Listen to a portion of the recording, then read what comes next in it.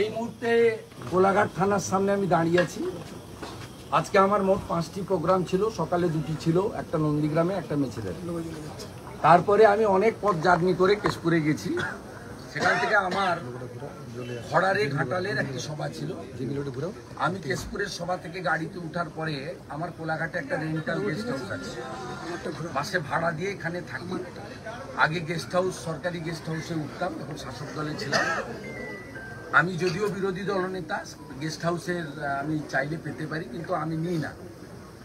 আমি একটা ছোট্ট রেন্টাল গেস্ট হাউস রেখেছি রিফ্রেশমেন্টের জন্য, এবং অনেক লোকজন দেখা করতে চায়। কাঁথিটা অনেক দূর হয়, কলকাতাটাও অনেক দূর হয়, ওখানে অনেকের সঙ্গে মিট করি। ওটা পার্টি অফিসও নয়, আর ওটা আমার কমপ্লিটলি রেন্টাল একটা হাউস, নিজস্ব বাড়ি হবে। তা আমার ওখান থেকে যে কেয়ারটেকার ছেলেটি আছে বলল, স্যার কিছু সিভিল ড্রেসে আইপ্যাকের ছেলে আর সিআই ওসি কোলাঘাটের, তারা তমলুকের সিআই কোলাঘাটের ওসি, তারা কাউকে না বলে এখানে ঢুকেছে এবং আপনার বেডরুমে ঢুকে গেছে। বেডরুমে ঢুকে গেছে। আমি তখন বললাম যে আপনি যে অফিসার আছে তাকে ফোন দিন। প্রথমে ফোন ধরতে চাইনি, পরে কোলাঘাটের ওসি সৌরভ চিনা ফোন ধরলো। আমি বললাম দেখুন, আপনি আমার পৌঁছানো পর্যন্ত ওয়েট করতে হবে, কারণ মহামান্য হাইকোর্টে আমি অনেক লড়াই করেছি। আমার বাড়ির সামনে অসভ্যতা হয়েছে, আমার বাবা মা, বয়স্ক বাবা মাকে প্রতিনিয়ত উত্ত্যক্ত করা হয়েছে ভাইপোর নির্দেশে, এবং আমাকে বহুবার আক্রমণ করা হয়েছে গত 3 বছর মমতা ব্যানার্জিকে, যেহেতু আমি হারিয়েছি নন্দীগ্রামে। আমাকে হাইকোর্টের মহামান্য বিচারপতি রাজাশেখর মান্তা, সেটা তিনি একটা অনেকগুলি প্রোটেকশনের মধ্যে একটা প্রোটেকশন দিয়েছেন, এবং রাজ্য সরকারের পক্ষে দিদেন যিনি এজি ছিলেন মিস্টার মুখার্জি, তারও on behalf of state government commitment ছিল যে শুভেন্দু অধিকারীর প্রিমিসেস সার্চ করতে গেলে হাইকোর্ট থেকে লিভ নেবে অথবা হাইকোর্টের অনুমোদন নিয়ে করবে। এটা হয়েছিল এই কারণে, মেঘনাথ পালকে গ্রেপ্তার করতে গিয়ে নন্দীগ্রামে আমার যে রেন্টাল রেস্টরুম কাম অফিস আছে নন্দনায়ক বাড়ে, সেটা সার্চ করতে গেছিল ওরা। তারপরে আমি হাইকোর্টে যাই যে তাহলে এইভাবে বিব্রত করবে, এবং সার্চ ওয়ারেন্ট ছাড়া, ভিডিওগ্রাফি ছাড়া, আপনারা মিডিয়া ছাড়া বা আমার উপস্থিতি বা আমার অনুমোদিত লোকের উপস্থিতি ছাড়া আপনি সার্চ করতে পারেন। আপনি যদি দুটো ভাঙা বন্দুক রেখে দেন, আপনি যদি কিছু টাকা সেখানে রেখে দেন, আপনি যদি জাল নোট, হেরোইন, ড্রাগের কিছু বেআইনি জিনিস রেখে দেন, তার দায়িত্ব কে নেবে? এবং আপনারা আমাকে ফাঁসাবেন, এটা পারেন না। Natural justice 226। আমি ওরা ওখানে শুনতে চাইনি। পরবর্তীকালে আমি আমার রাজনৈতিক সহকর্মী যারা আছেন, বামদেব গুচ্ছাই, দেবব্রত পট্টনায়ক, সিন্টু সেনাপতিদের খবর দিই যে ভাই আমার পৌঁছানো পর্যন্ত তোমরা যাও এবং ওদেরকে বলো এই কাজটা করতে না। আমার উপস্থিতিতে ভিডিওগ্রাফিতে সার্চ ওয়ারেন্ট যদি থাকে, হাইকোর্টের অনুমোদন থাকে, আমি অ্যালাউ করব। আমি ল অ্যাবাইড পিপল। তারপরে ওরা ওখানে যথেষ্ট অসভ্যতামি করেছে 1 ঘন্টার বেশি সময় ধরে, এবং এর নেতৃত্ব দিয়েছে সিআই তমলুক। ওই বেটার নামটা কি? চম্পক রঞ্জন চৌধুরী, আর যিনি নন্দীগ্রামে গণহত্যার সময় নন্দীগ্রামের ওসি ছিলেন, আর এখানে ওসি সৌরভ চিনা। এবং আমাদের লোকেরা পরে যখন যায়, লয়ার কল্লোল গেছিল, বামদেব গুচ্ছাই, সিন্টু, দেবু পট্টনায়ক, আরও পরে গেল, এখন তাপসীও পৌঁছেছে, নীলাঞ্জনও পৌঁছেছে, তা আমাদের তাপস ভাইও আছে, অনেক সুকুল এসছে। তারপরে তারা আমাকে বলছে যে আইপ্যাকের লোকজনও সাথে ছিল, এবং তারা ছোট হাতিতে করে, বস্তায় করে কিছু নয় অস্ত্র, নয় ড্রাগ, নয় টাকা নিয়ে গেছিল। আমি অবাক, কোন রাজ্যে বসবাস করছি? আপনি ইসিআইর অনুমোদন নেবেন না, হাইকোর্টে কমিট করেছেন, সার্চ ওয়ারেন্ট নেবেন না, ভিডিওগ্রাফি করবেন না, মিডিয়াকে ডাকবেন না, leader of opposition, equivalent to cabinet minister, এবং হাইকোর্টে আমার প্রোটেকশন আছে। আপনার মুখ্যমন্ত্রী সুপ্রিম কোর্টে গেছিল, সুপ্রিম কোর্ট হাইকোর্টে ফিরিয়ে দিয়েছে, স্টে দেয়নি, আপনার আবেদন শোনেনি, তারপরেও আপনি এই জিনিস করবেন। আমি এখানে এসেছিলাম, কাপুরুষ ওসি এবং সিআই দুজনই নেই।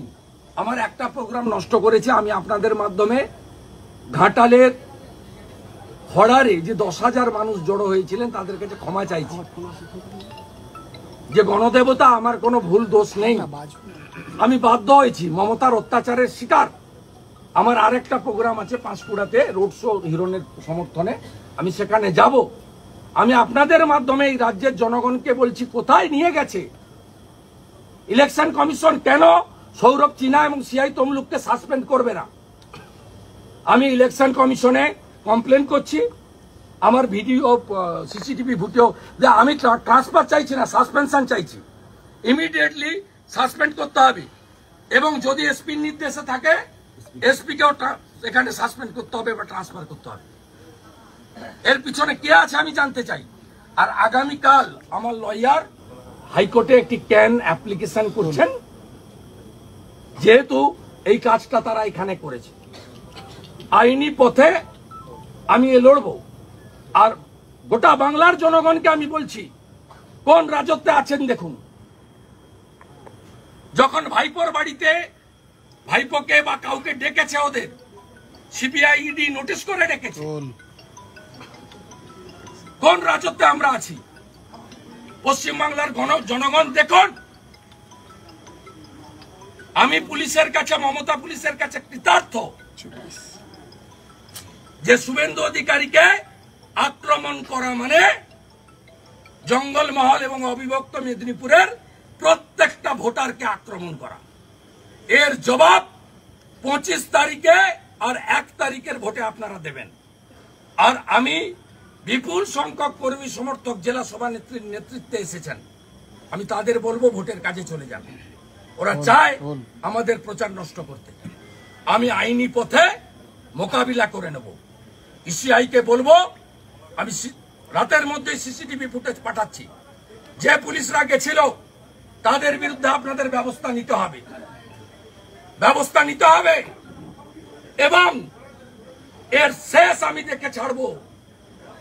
চোর মমতাকে বলে গেলাম, আপনাকে হারিয়েছি, আপনাকে প্রাক্তন করব, আপনার ভাইকে কোমরে দড়ি পড়িয়ে টানতে টানতে জেলে নিয়ে যাব এবং কেষ্টমণ্ডলের সঙ্গে থাকবে আপনার ভাই।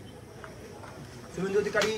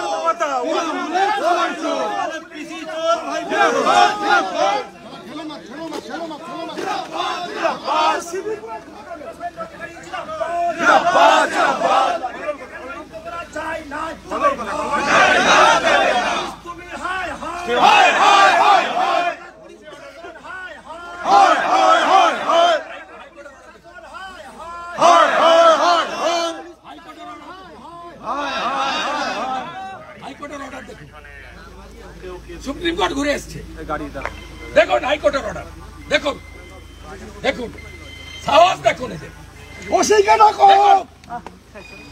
মমতার সাহস দেখুন, চোর মমতা।